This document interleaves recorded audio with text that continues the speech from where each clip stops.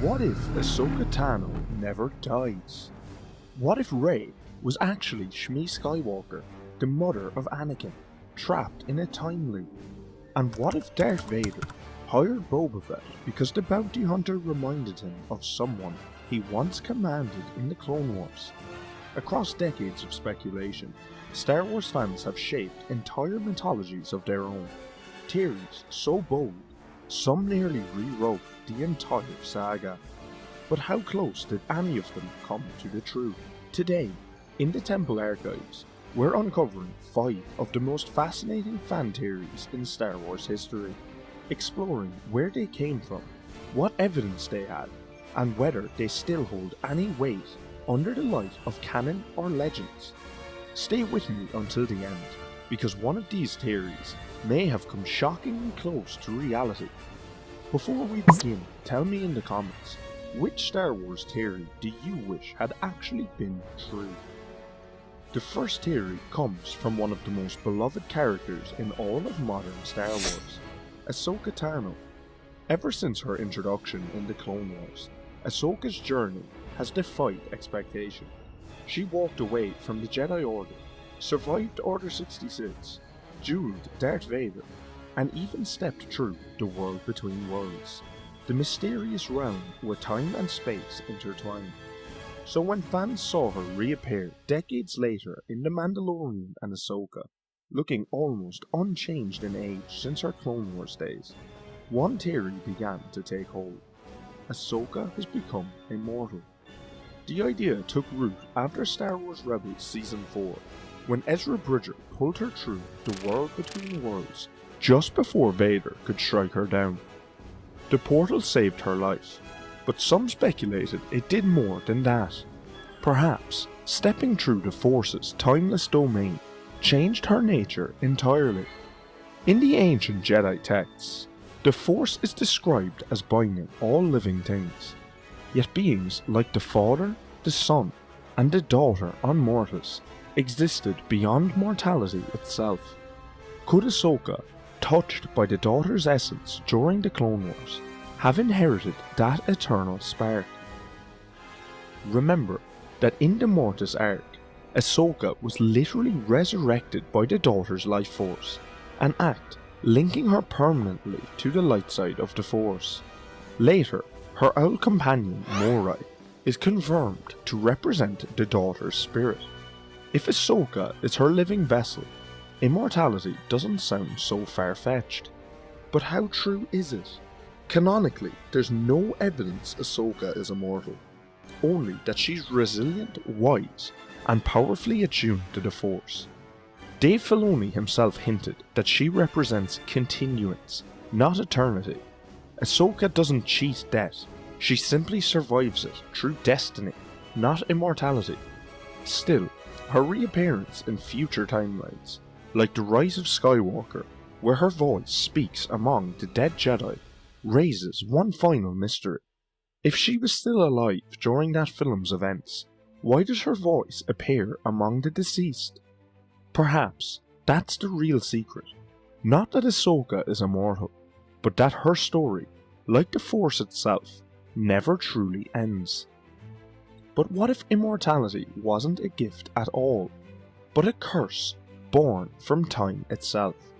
Because the next theory claims that the Force didn't just shape destiny, it recycled it. Of all the wild fan theories to emerge during the sequel era, few were as mind-bending as this. Rey wasn't just connected to the Skywalker bloodline, she was its beginning. According to this theory, Rey somehow travelled through the world between worlds, went back in time, and became Shmi Skywalker, the mother of Anakin. The Force would then have created a closed loop, with Ben Solo and Rey giving birth to the Chosen One. It's a stunning concept, the Skywalker saga literally folding back onto itself. Rey, created by the Force, would become the vessel through which the Force created Anakin, a cycle of rebirth, echoing the myth of eternal return. Supporters pointed to several intriguing details. Shmi claimed Anakin had no father, a miraculous conception. Meanwhile, Rey's own origins were shrouded in mystery until The Rise of Skywalker revealed her as Palpatine's granddaughter. But before that film, the idea that Rey was born of the Force just like Anakin made a haunting kind of sense. Both were scavengers, both grew up on desert worlds, both exhibited instinctive mastery of the Force without formal training. The parallels were undeniable. The theory even tied into George Lucas's fascination with mythic cycles. Lucas had drawn heavily from Joseph Campbell's concept of the hero's journey, but Campbell also wrote of eternal recurrence, where the hero's path endlessly repeats in new forms. Rey becoming Shmi would have embodied that idea perfectly. So could it happen? Canonically, no. The Rise of Skywalker closed that door completely. Rey's lineage was biological, not metaphysical, and the notion of her becoming Shmi would introduce paradoxes that break the very fabric of Star Wars continuity. In the end, it's a theory that's poetic but fundamentally impossible. Still, it remains one of the boldest interpretations of the saga's cyclical symbolism. The idea that every beginning is born from its own end. But where Rey's story loops through time, the next theory takes us back to something far more personal. A ghost from Vader's past that may have shaped one of his most infamous decisions. In The Empire Strikes Back, Darth Vader turns to a group of bounty hunters, among them the galaxy's deadliest, Boba Fett. But some fans believe Vader's choice wasn't random at all. According to this theory, Vader specifically hired Boba Fett because the bounty hunter reminded him of Captain Rex, his old comrade from the Clone Wars. The logic? It's both emotional and haunting. Anakin Skywalker once led Rex through countless battles. They trusted one another, saved lives together, and even fought side by side against Ahsoka's betrayal. To see a man with Rex's face, identical voice, identical genetics, would have been like confronting the past itself. Fett, after all, is a clone, the unaltered son of Jango Fett. He shares the same DNA as every clone trooper who served under Anakin. Vader, haunted by his memories, might have chosen Fett out of twisted nostalgia, a way of re-experiencing control over a clone who would never betray him again. There's subtle evidence supporting this.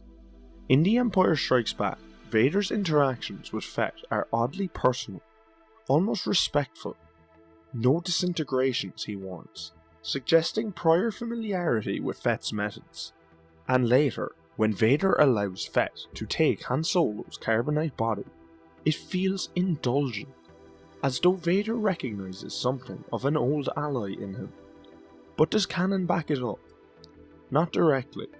While it's true Vader employed Fett multiple times, nothing suggests emotional attachment. In Legends, Vader used bounty hunters purely for efficiency, the cold tools of a strategist, not the nostalgia of a broken man.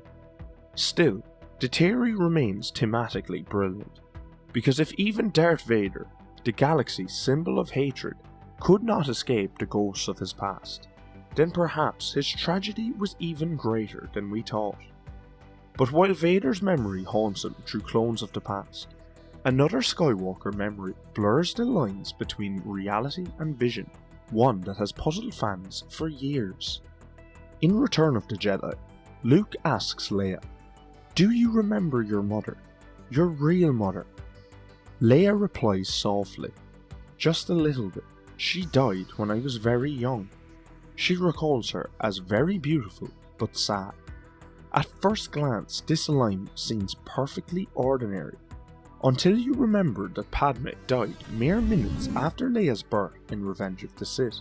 So how could Leia possibly remember her?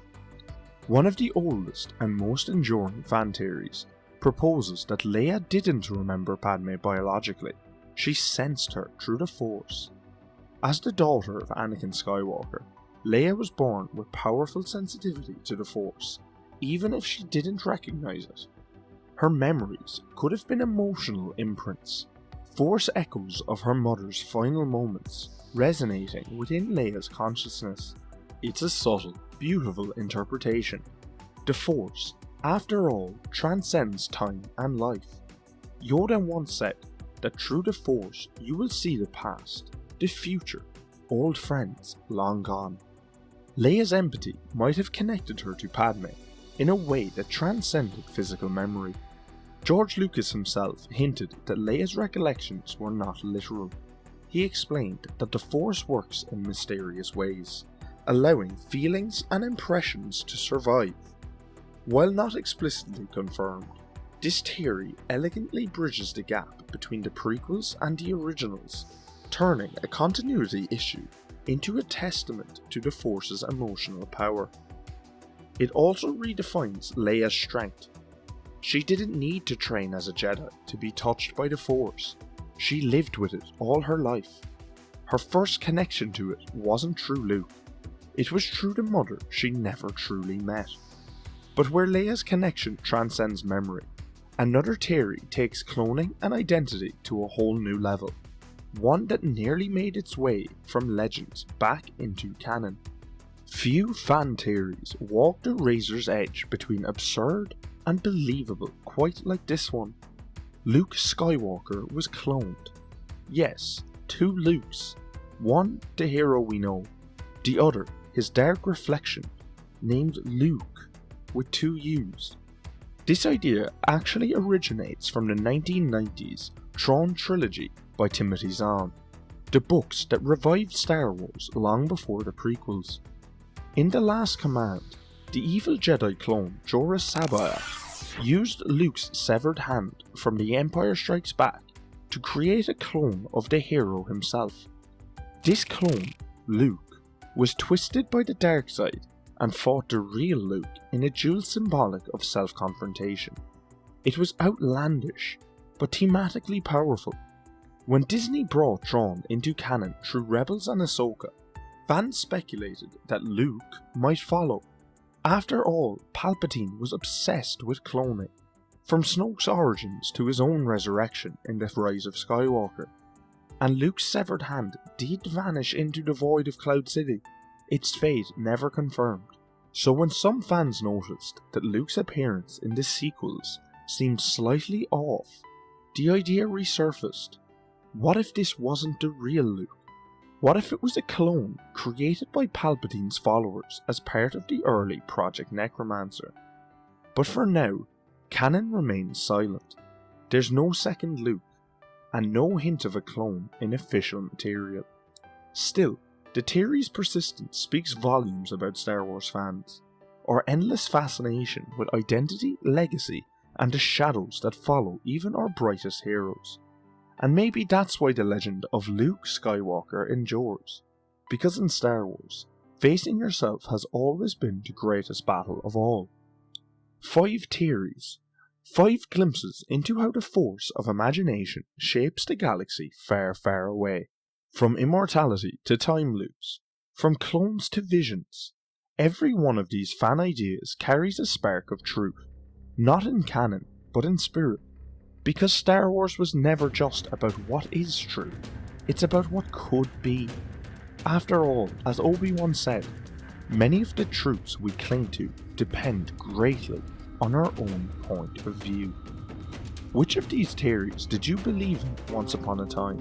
And which one do you secretly wish had been canon? Thanks for watching.